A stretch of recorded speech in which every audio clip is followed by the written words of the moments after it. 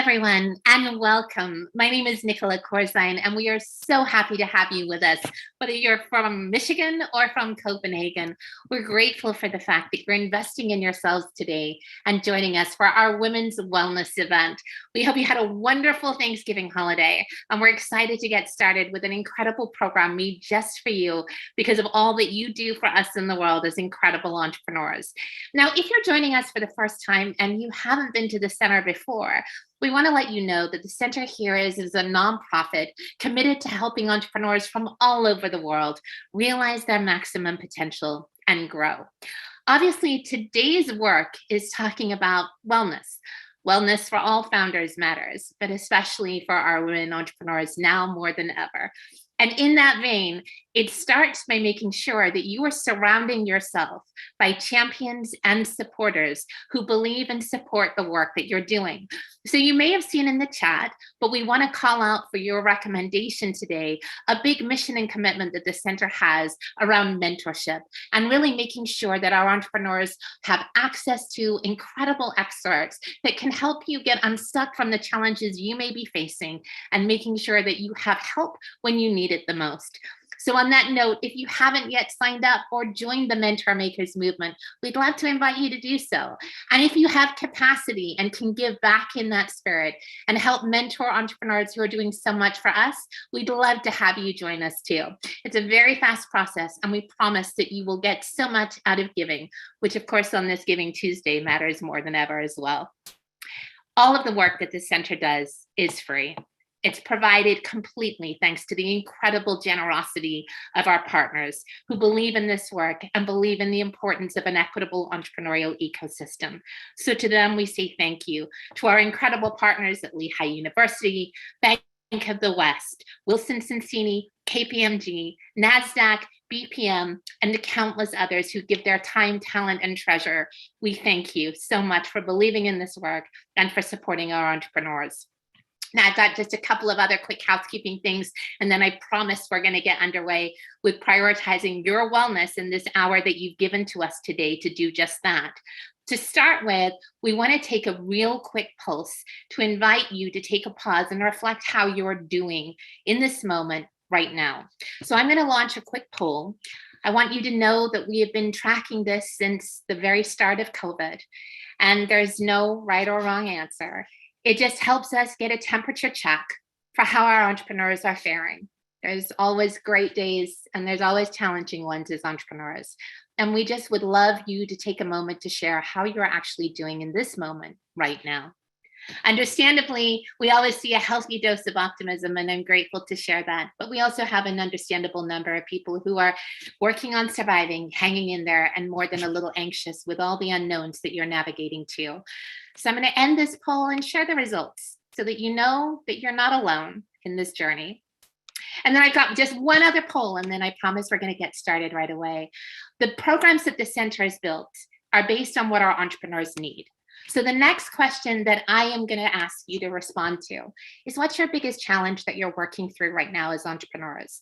The answers to these questions will help ignite and build forward the programming that you see later on this month and into early next year. So however you answer this will be our incredible programs team opportunity to take, reflect on, and make sure that we're putting forward exceptional experts that can help get you unstuck from those challenges. Thank you to all of you who are responding to this poll. We've got a nice healthy dose of finance, scaling, marketing, and sales showing up. Once again, I'm going to share those results for everyone to see and appreciate you taking this time. Now, my last housekeeping one is an easy one, and that's just to let you know that our panel today are incredible experts who are going to be talking to you in just a moment. Want to hear from you. So we are going to be opening up for live Q&A at the end of today's session. So if you have questions that you would love for Mallika or Michelle to be able to answer, please take a moment and put them in whenever you're so inspired at whatever stage along this journey that we're about to go on together. And we'll try to get to as many as we possibly can.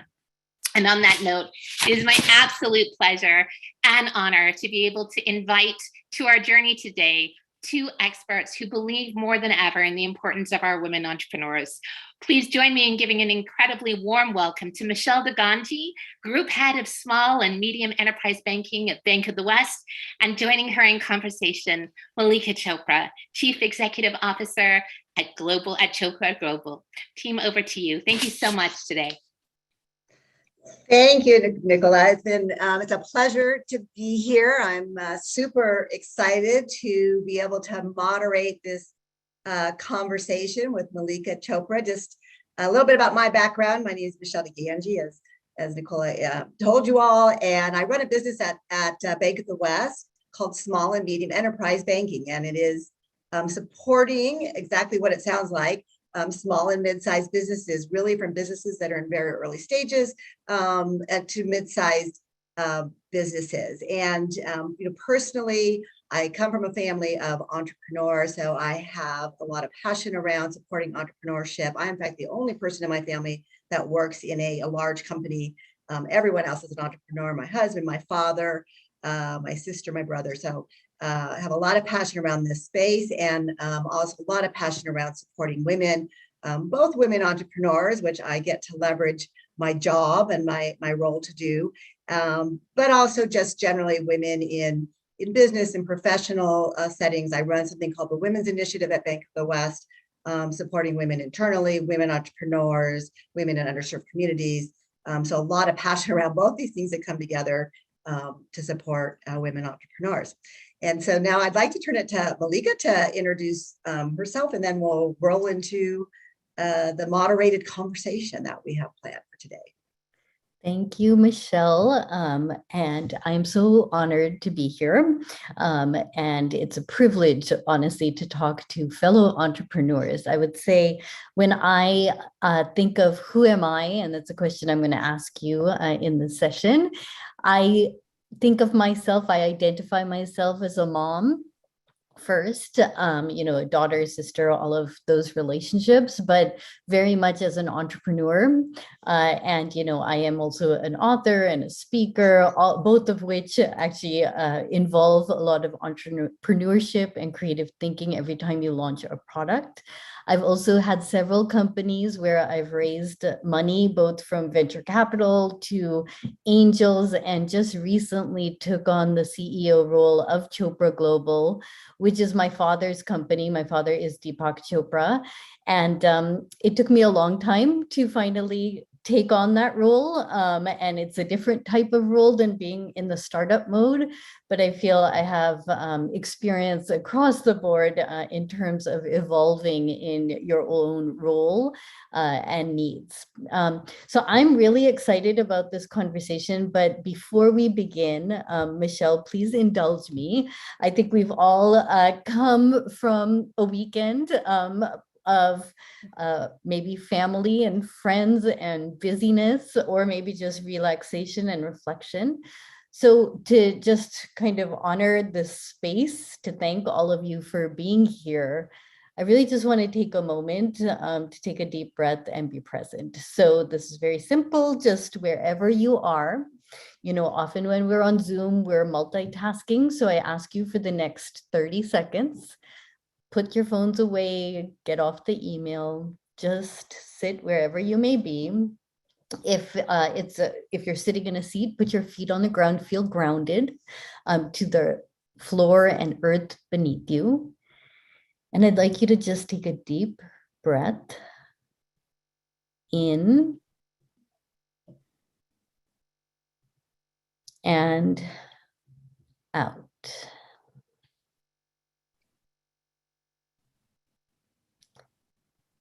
And so as we embark on this conversation about wellness and balance and taking care of ourselves, I just want to recognize and hope you recognize just how taking a deep breath, to pause for a minute or less, a breath, really helps you feel more peaceful and settled.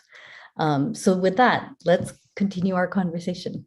All right, thank you. Well, that was the best 30 seconds of my day. It's funny, sometimes I find myself not breathing at all during the day, and it's really, and you realize that, wow, you got to stop and take that that breath. It makes a huge difference. So thank you for that moment. So Mallika, your path to entrepreneurship is unique, from your start at MTV to becoming a founder.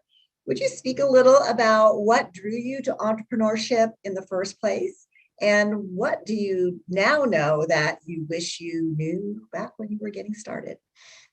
Yeah, so I have a book that's called Living with Intent, but it's the subtitle, which is very appropriate. It's my somewhat messy journey to purpose, peace, and joy. And so the messiness is very important, because I think we all lead messy lives, to be honest, whether you're on a traditional track, whether you're working at home, bringing up your family, or in an entrepreneurial effort. So I'll just very quickly share a little bit about my story. So as I mentioned, my father is the well-known author Deepak Chopra.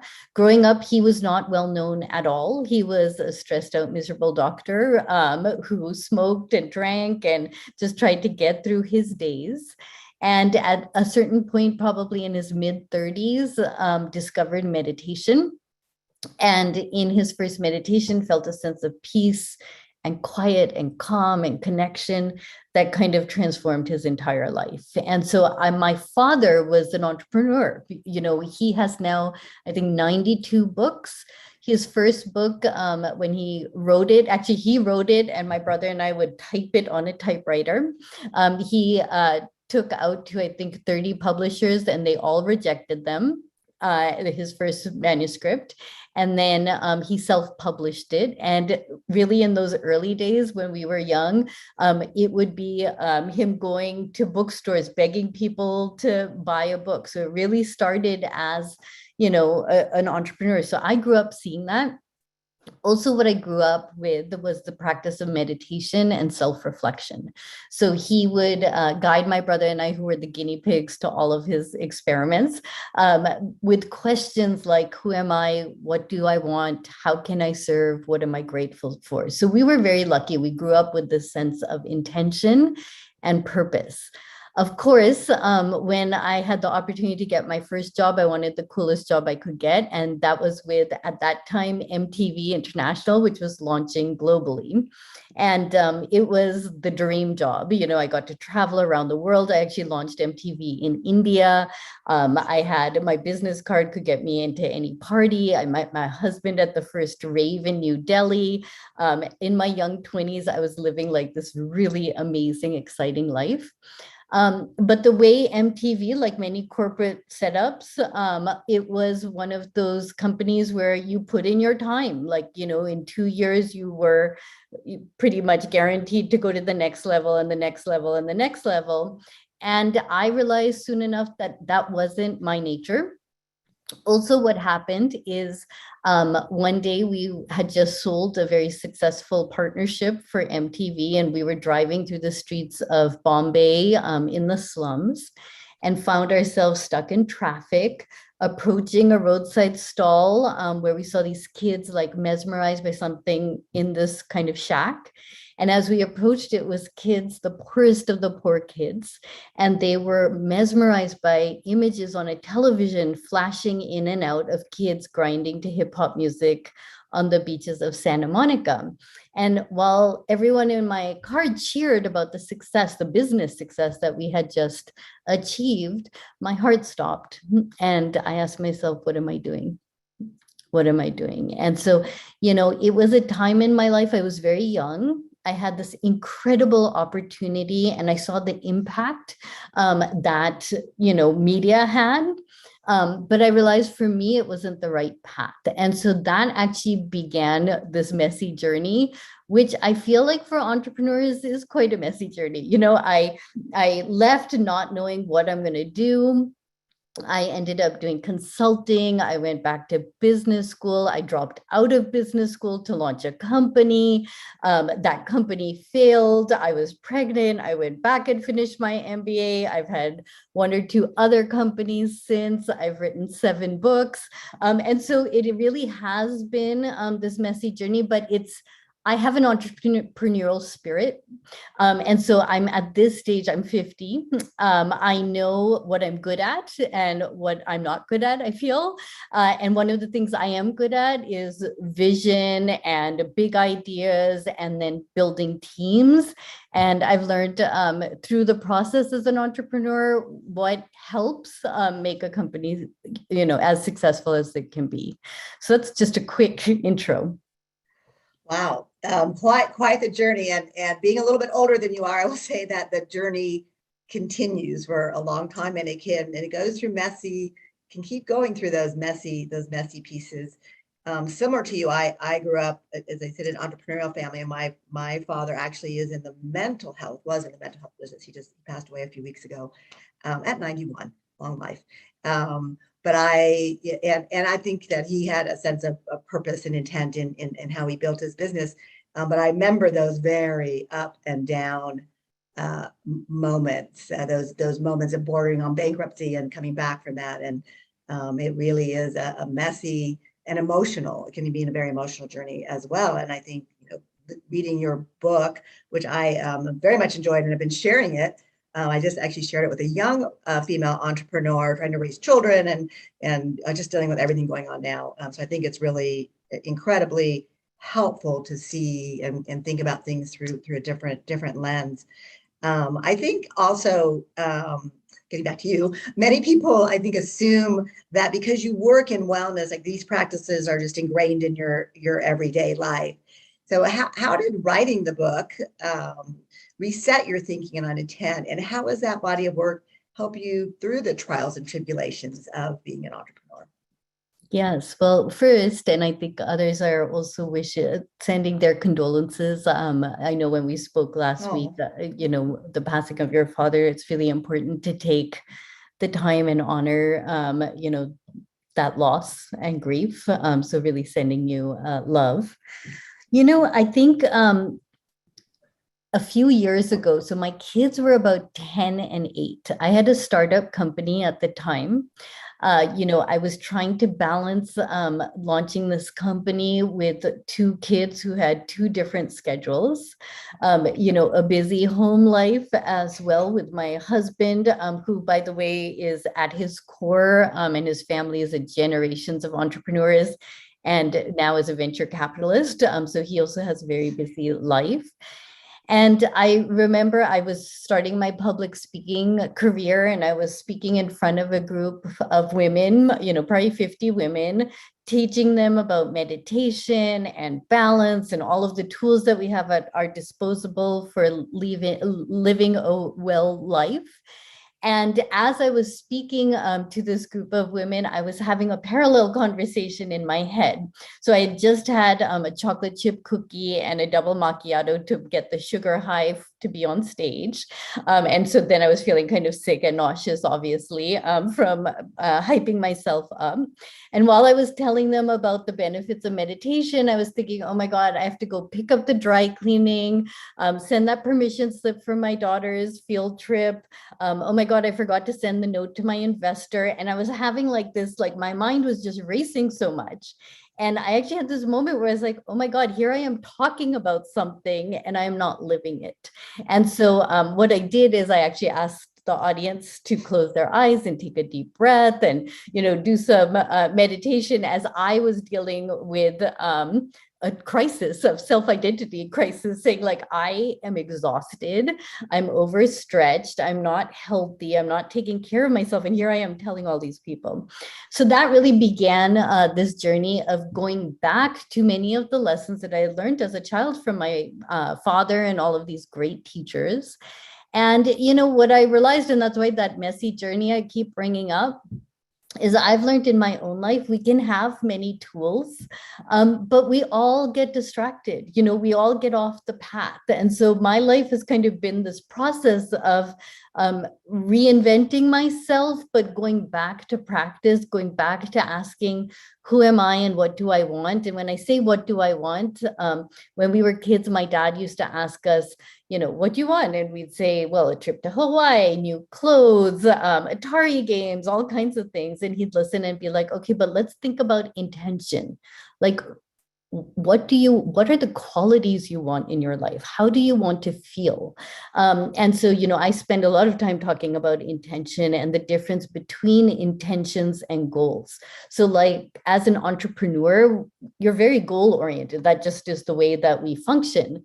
But often we don't think about the why or the experience. So intents really come from the soul. They're very different from goals, which are task oriented and mind oriented.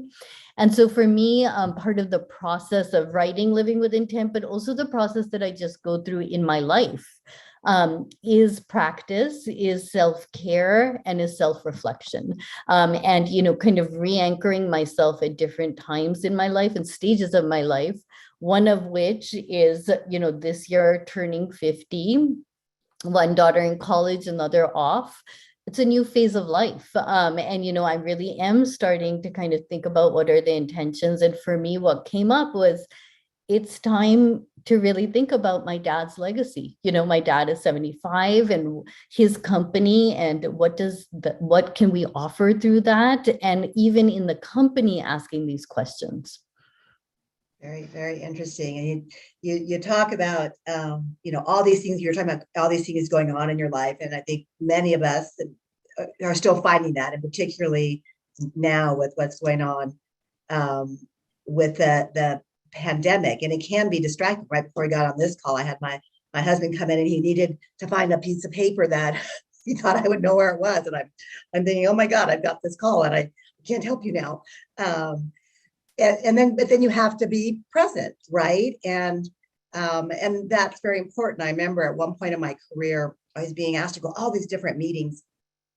And I talked to a woman who was a mentor at the time, and I said, do I have to go to all these meetings? I mean, and she said, I can't answer that question for you. But what I know is that when you do go, you need to be present, right? You need to let this other stuff. So can you share some best practices about being present? Yeah. So, what we did when we started with just taking this deep breath, breath is really one of the most valuable tools that we have. So, I've written 3 books for kids, 8 to 12-year-olds. And the first one is called Just Breathe. And the thing about, we now are living in a society where we have meditation apps and yoga studios. When my dad started talking about this stuff, he was the witch doctor who was selling snake oil. Now, of course, all of this has been commercialized, but it begins with just a deep breath, which anyone can find anytime. So I would first say, find your breaths. Like it can begin with one. And I teach this to kids, but it's very relevant to adults. Different practices, 2 breaths. Take a deep breath in with your pinky, a breath out with the next finger, a breath in with your middle finger, a breath out with your pointer finger. That's 2 breaths. But, when you add the tactile, it helps. Another breathing exercise, which I recommend to people, wherever you are sitting, so this one's 3 breaths, put your feet on the ground and feel the grounding of the earth beneath you, and take a deep breath and say, I am safe. Fearful was one of those questions in the poll. Next, move to your heart and take a deep breath in and out and say, I am here. So feeling in your body. And then last, feel the top of your head and kind of the space, the roof and the skies above, and just say, I am, and feel like that expansiveness. That's 3 breaths with affirmations. So those are just kind of really simple breathing exercises. We're going to do a meditation at the end of the session, which I'll teach a very simple meditation. But there's so many simple techniques. Another one, often, especially as an entrepreneur, you get a piece of news and you go into this fight flight response, right? Because it's a stressful situation, something hasn't gone through, your heart starts beating, your hands start sweating. And here's another one, just stop, take a deep breath, or take 3 deep breaths. Observe what's happening in your body, because we feel stress in our body. Again, kids know this all the time, the butterflies in our stomach, the headaches, the dry throat, so take 3 breaths, observe what's happening in your body, and then proceed. So again, very simple techniques about just kind of pausing. And when we do that, we know that we're having, actually our body often takes over. So what we do through these practices is slow down, reconnect, and feel more in control and being able to set our intentions. Other practices that I recommend, of course, are any movement, yoga, walks in nature, runs. I like to, though, recommend to people, when you do things like that, do it in silence. So we live in a society where everyone is kind of listening to a podcast or trying to multitask all the time. Whereas, you know what? If you go for a 10-minute walk outside, just go quietly and appreciate what's around you. Again, these are things that don't cost money. They're things that are available to us at any time. So movement, and then I would also recommend a gratitude practice. And we know from research now, the power of gratitude in really shifting kind of our mindset.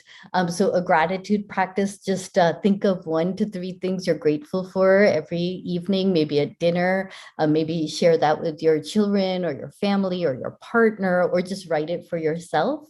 And then I also like setting intentions at the beginning of the day. And by intentions, it's not setting the goal for the day. It's setting, okay, how do I want to feel today? What is my deep intention for the qualities I want to feel today? So those are some simple practices. Thank you.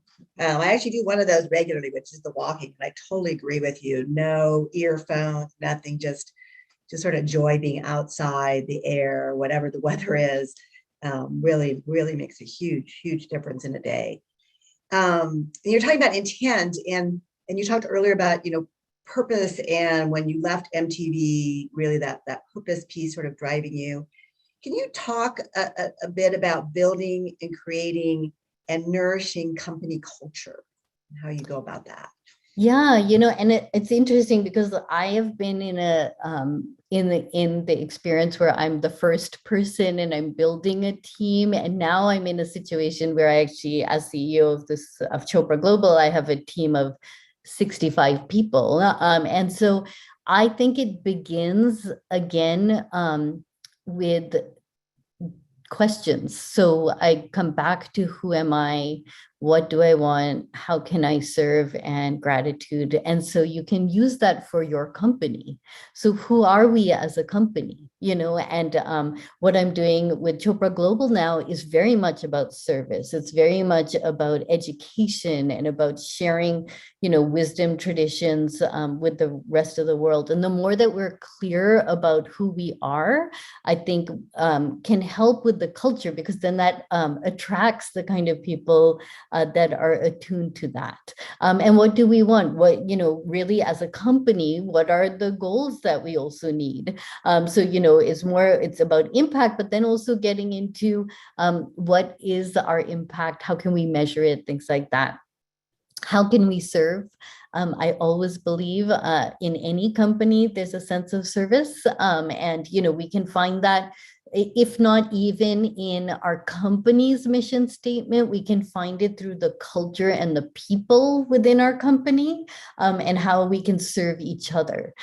So I think those questions, and then of course, always gratitude, because I think gratitude just gives a sense of appreciation and all the gifts that we have, in our various efforts. So I think for company culture, it's really important to include self-reflection. It's important to articulate that as well. So articulate that both as a founder, as a leader, but even as an employee of a company, to really kind of find your voice in terms of articulating your service as well. So yeah, I think and I do think that, at the end of the day, that's, we can reflect. I think the pandemic has done this for us a lot, about the impact that we're making through our work, but also in our families and our communities. And I feel like we've kind of we've gone through a difficult time as, you know, a global humanity. And it is a time to reflect on some of that and actually feel empowered to make some changes. Yeah, I agree. And, we talked a little bit last week about the pandemic. And I think I was going through something about, thinking about at some point, where we don't know, but many people, of course, are working from home. We know that's really created so many demands for people. And I think particularly women who are dealing with sort of taking care of their family, possibly, almost homeschooling their kids, even if their kids are supposed to be on video or WebEx or whatever it is, Zoom for their education. They still need that parental attention and support. And no matter where we're working, it seems like our days have gotten longer. People are adding meetings early or they're adding meetings later, and all of a sudden your days are stretched. And I was thinking the other day about starting to go back to the office and commuting again, getting ready in the morning, commuting possibly a couple of hours round trip in a day. And I thought, oh my God, how will we do that with these days that have expanded? So I think that something's going to have to change. But I'm curious how the pandemic has changed, your perspective. Are there things that you would call out from the book that you think are even more important now in this current and possibly permanently changed kind of world we're operating in? Yeah, so I've spent a lot of time talking to companies this last year on Zoom like this, or YouTube on what we're facing in the pandemic. So there are a couple of themes that have come up. One, home is no longer sanctuary. So for a lot of us, we're working at home. You described this like 5 minutes before, like rushing around, because your husband needed a piece of paper. I think when we spoke last week, I was joking about like how my husband doesn't seem to ever want to return to the office. And every day he's like, okay, what's for lunch? Can we go for a walk now? And I'm like, I'm trying to work. Like, for me, working at home was my sanctuary. And now it's like of course, last year with the kids here, with my husband. And so I think that is something that for those of us, most of us, I think many of us who have been working at home, it's actually creating some sort of sanctuary and space for you. And so, I'm talking to you from my bedroom. I have like my favorite chair behind me, and it's really become like that chair now is my sanctuary. Forget about my home, because I used to be able to just work in my kitchen and like nobody was here. And now it's like a train station here with everyone in my family. So I think, really thinking about home and space, like physical space is important. Another is this sense of time dysmorphia, because I think what's happening is like today is a great example of my day. Like I literally, I don't even have a minute between Zoom calls for like 6 or 7 hours. Whereas like, how is that healthy? And so even when I try in between the day to go for a walk in the neighborhood, like just for 10 minutes, get some breath, not try to eat my lunch more in present. But I think what Zoom has allowed us to do is, yes, many of us are saving time driving or going to work or, on public transportation. But what's happened is we've just busied our days. So many are very busy. Another theme, of course, is re-socialization and getting back into kind of real life interaction. And for some people, that is really exciting. But for a lot of people, and again, because I do a lot of work with kids, it's really nerve-wracking. And, it actually creates a different kind of anxiety as well. So it's really important to recognize where you are in that path and give yourself kind of the permission to take your time as well. And of course, then something comes up like a new variant and everybody goes into kind of a fight-flight response again. And so just having these practices that can ground us. And then another theme that I've seen often is guilt. We lost a lot of people around the world. A lot of people have suffered. And so I feel we haven't had kind of the the time or a process to get through real grief and loss. And so it's important for people to do that on a personal level. Michelle, you just lost your father, and that's a process. And I think it's important to do it on a larger level as well. And we haven't really figured that out yet. We're living in such polarized times that we're not kind of giving the space to heal. And so my goal, at least in the work that I'm doing, is to find ways to help people give that space for processing a lot of this stuff. Yeah, very interesting. So I think we have time, at least from this part, for one more question and before we move into meditation. So in some of the events a couple of events that I moderated earlier this year with women entrepreneurs, one of the keys to success that really across the board, regardless of the stage their business was in, what their backgrounds were, but they all talked about that need for that strong network. And you referenced that in your book relative to your own village as really being critical for you for achieving your intentions. Then having that network is also important to wellness, it's important to success. So as a solo entrepreneur, how does one build their village and find common purpose working alone? Yeah, no, it's such an important question because being an entrepreneur can be a very lonely journey because you're kind of championing something that you believe in so strongly, and you're often just trying to convince other people. So I actually recommend, I think it's first setting the intention. It really begins with intention, setting the intention to think about what kind of relationships you want. So for some people, it is finding one mentor in business. For some people, it is finding actually a friend group. For me, that was one of the turning points for me when I kind of realized like I had lost a sense in all my work life.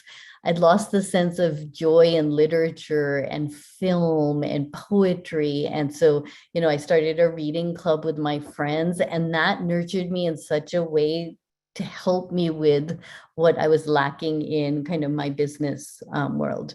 And then, of course, there are groups like this. I mean, there's such a power in connecting with like-minded people who maybe are doing different, everyone's businesses here, I'm seeing people comment, are, different efforts. But there are many lessons you can learn from other people. And so sometimes it's uncomfortable to put yourself out there. It's uncomfortable to ask for help.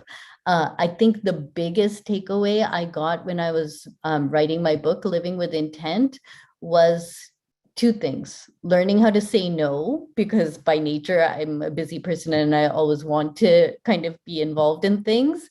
And the second was asking for help. And so I have, a model in the book. It's under INTENT. It's an acronym. I is for incubation and the practice of meditation and silence. N is noticing your internal dialogue, what your body is telling you, and noticing the people and places around you, which is very much relevant to what I'm seeing in the chat box. T is for trust, trusting your intuition when you ask yourself, what do I want? Actually trusting it. E is for express, which is stating what you want. And then N, which is what I was coming to, is nurture. And nurture is self-care, but nurture is also asking for help. And that is really important. And then the final T is take action. And that's where SMART goals and everything else comes in. Very interesting. Lots to think about. And I can see in the chat, like you can, that people are interested in taking all that away. And by the way, everyone, the book is great. I'm not just trying to push the book because we're on this call, but I personally have gotten a lot out of it. So I think now we're going to we want to, of course, have some real takeaways, some tools with our time together. And so I think, Mallika, you're going to lead us actually in a meditation now, which I'm very Yeah. So really my goal of whenever I do a session is to give practical tips. And I think many people hear about meditation, and then I often hear, oh, well, I can't meditate. My mind's always racing. And so I wanted to share a very simple technique. This is a technique that you can do anytime, any place, anywhere. And so, we're going to spend, and I don't want people to get intimidated. It will be 3 minutes. Okay. So very simple. I'm giving you a technique. And what we'll do is just practice this technique. And what I do is I incorporate questions in it, because I really believe in the power of kind of silence and quieting down, but then putting in questions. Often we can't even answer these questions. It's more we bubble up. We start hearing questions, or we have uncertainties. And that is actually the first step of kind of realizing what your intentions are. So in my model of incubate, it's really, that is the first step, is just kind of finding quiet and peace. So here's a meditation that we're going to do together. What I recommend is we take the words I am. So I am. And what we're going to do is we're just going to mentally repeat the words I am in our head. And I'll explain what we're doing first, and then I'll guide you through it. Now, why do I use I am? I am is what we call a primordial sound. So think of the wind blowing through the trees, the sound of the waves on the ocean, children's laughter. There's different vibrations that make us feel different ways. So I am is the infinite. I am to the finite. Similar to amen, amma, om, we find these sounds, they're just gentle sounds. So I am is something that's very easy to remember. And when I guide us, I'm just going to ask you to repeat the words I am, and then basically your attention's going to drift away. So after you say it 10 times or so, 5 times, you'll start thinking, what should I have for lunch? I should have gone to the bathroom before this, etc. And your mind wanders, and one thought triggers another thought, totally normal and natural, and what your mind's supposed to do. When you notice your attention's drifted away, I just want you to come back to the words I am. So it's a gentle process between I am, breathe normally, thought, sensations, distractions. When you notice, come back to I am. For some people, even in 1 minute, they start to fall asleep. There's no rocket science here. Basically, when you fall asleep, every time you try to meditate, you're really tired and your body is saying, I need rest. And so that's part of that notice practice of like noticing what your body is sending you. So we're just going to do that quickly together. And then I'm going to ask you to reflect on the questions, and then I'll have us come out of the meditation. So really short, I promise, but I think a tool that you'll be able to use. So wherever you are, sit comfortably. I recommend either putting your feet on the ground, or if you're in your bed or a chair, just sitting as comfortably as possible. And we'll again begin with a deep breath in and out. Now, I recommend you close your eyes if you feel safe. There's no need to close your eyes, but when you close your eyes, it just takes away another dimension of distraction. So if you're comfortable, close your eyes, and let's take one more breath in and out. Now I'd like you mentally in your head to repeat the words I am.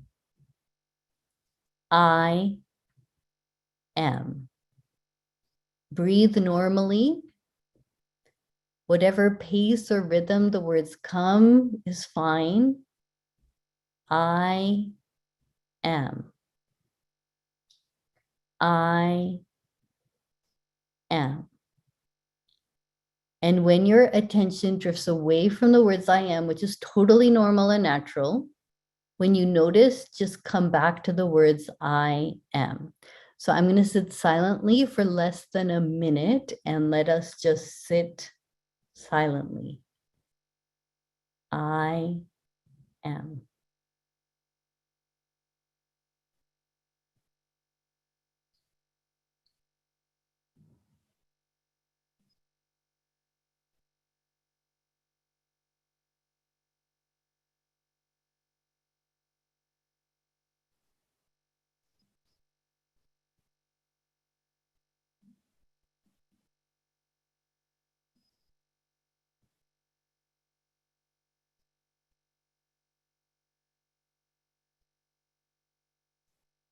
Now, keeping your eyes closed, you can stop repeating the words I am.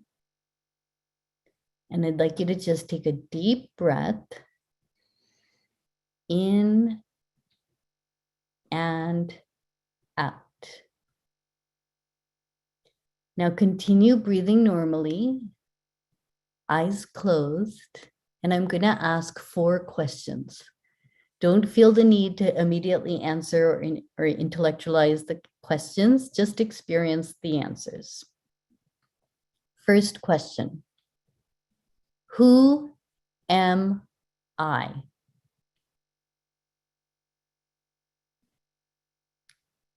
Who am I?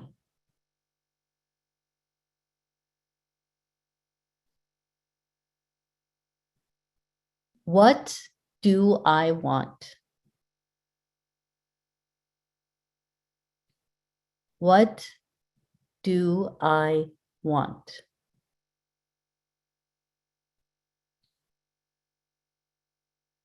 How can I serve? But begin with, how can I serve myself?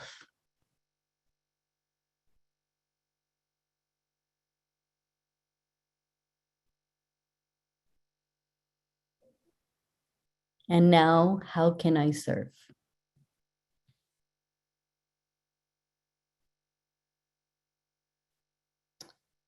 Now shift your attention to your heart and ask yourself, what am I grateful for today? What am I grateful for today?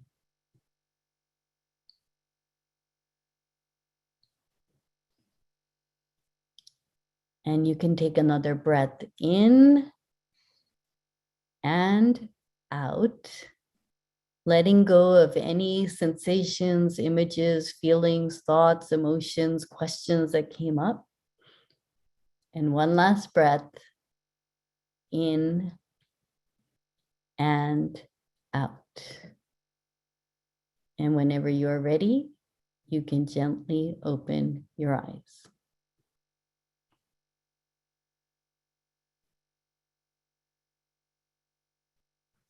I feel like I shouldn't interrupt. So simple practice, and a practice that you can do anywhere, anytime. I used to do this in carpool while waiting for my daughter to pick her up from school. So, it's really something that you have as a tool, again, that just you can take wherever you need to be. All right. Thank you. That was wonderful. I have to fit that in every day now. So we're going to have one more question, I think, before we transition to Q&A, unless Nicola wants me to transition to Q&A now. No, Okay. you are good. Keep it up. This is okay. So before we do transition to Q&A, we have one more question.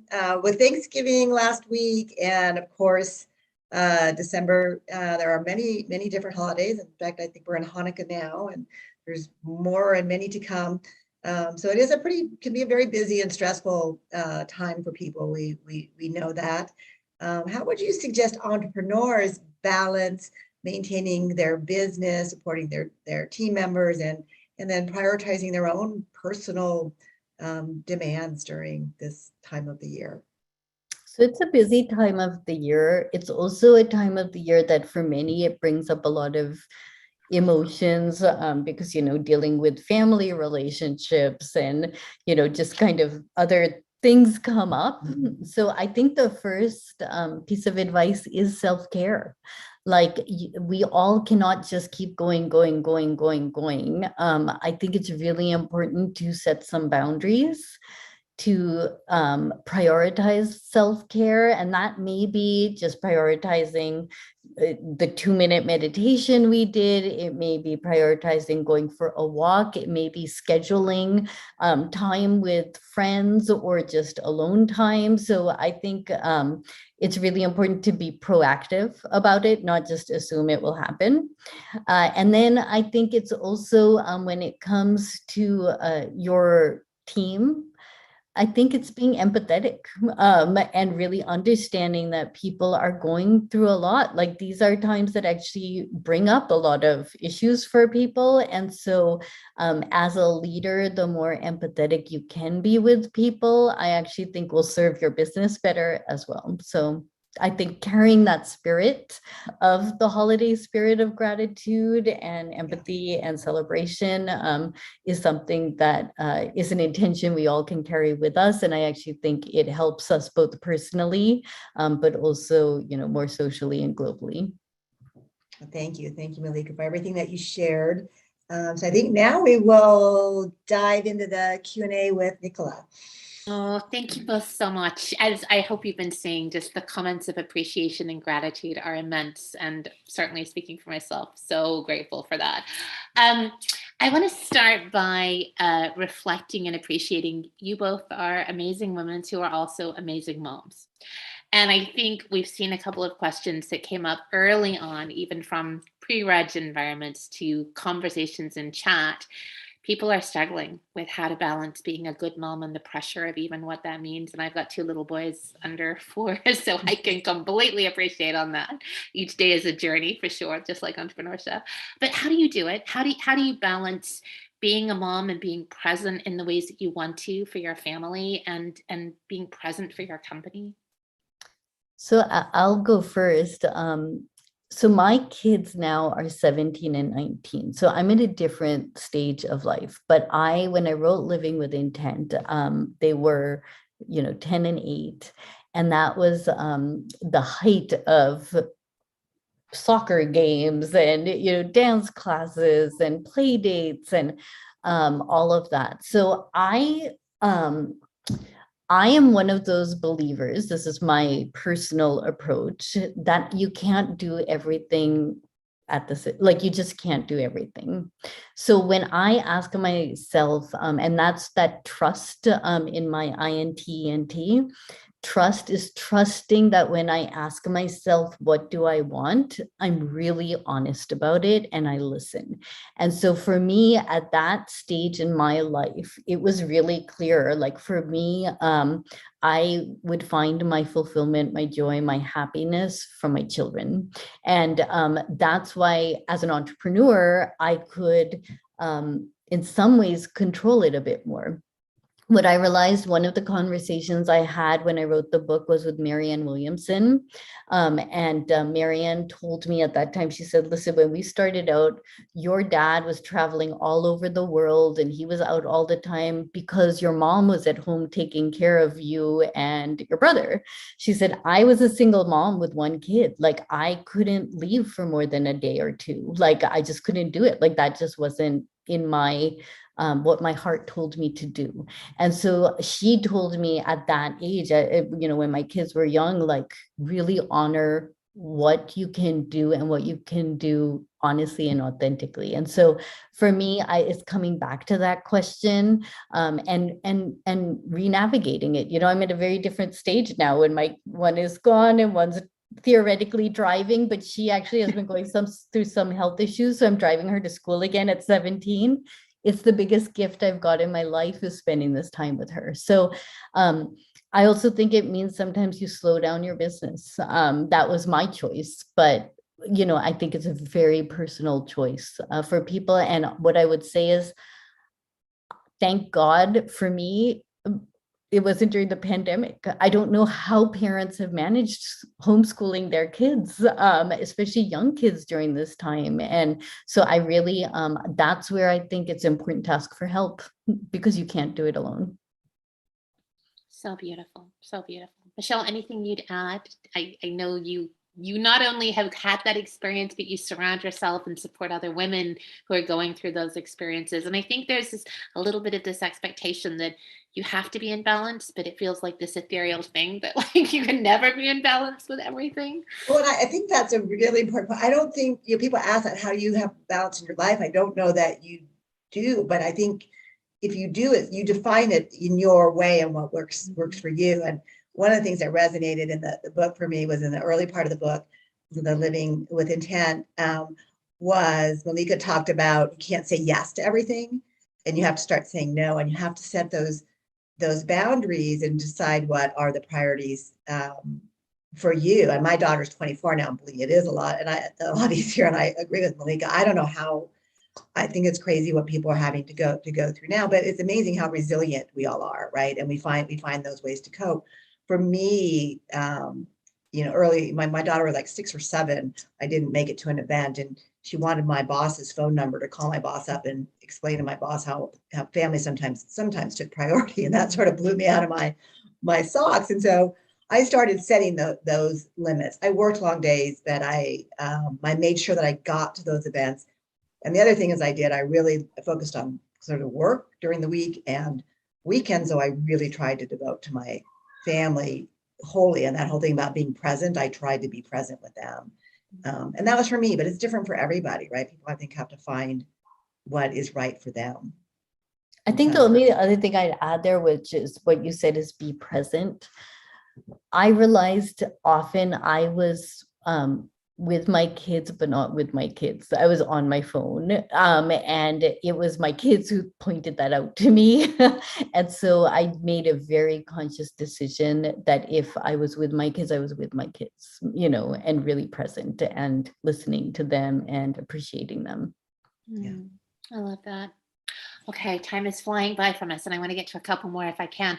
One of the incredible questions that came in from these amazing women entrepreneurs joining today reflects on sort of like how we care for our team. I think it's always our women entrepreneurs, not just our women entrepreneurs, but especially our women entrepreneurs who lean in to say, how do we care for the wellness of our team too?